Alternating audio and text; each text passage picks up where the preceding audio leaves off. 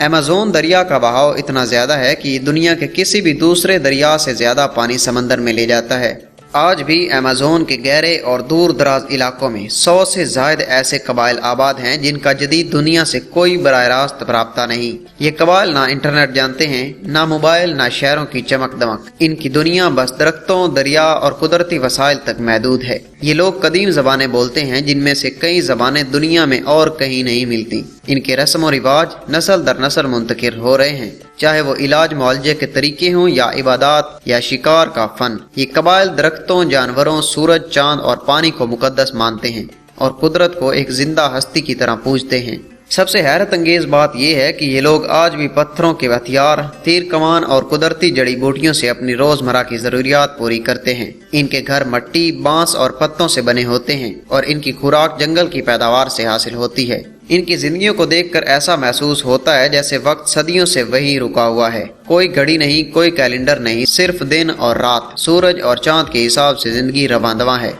बैनुल-अक़वामी कवानीन के तहत इन कबाइल के इलाकों में मुदाखलत सख्ती से ममनू है ताकि इनकी जिंदगी और फितरी रवानी मुतासर न हो। ताहम जंगलात की कटाई, गैर कानूनी कानकनी और माहौलियात की तबाही के बायस इन कबाइल का वजूद भी खतरे में है। ये कबाइल सिर्फ एक एंथ्रोपोलॉजिकल क्यूरियोसिटी नहीं बल्कि इंसानी तहजीब की जीती जागती खिड़कियां हैं जो हमें ये याद दिलाती हैं कि इंसान कुदरत के साथ हम आहंग होकर भी जिंदा रह सकता है, बल्कि शायद बेहतर तरीके से। अमेज़न का सफर किसी ख्वाब से कम नहीं, लेकिन आसान भी नहीं।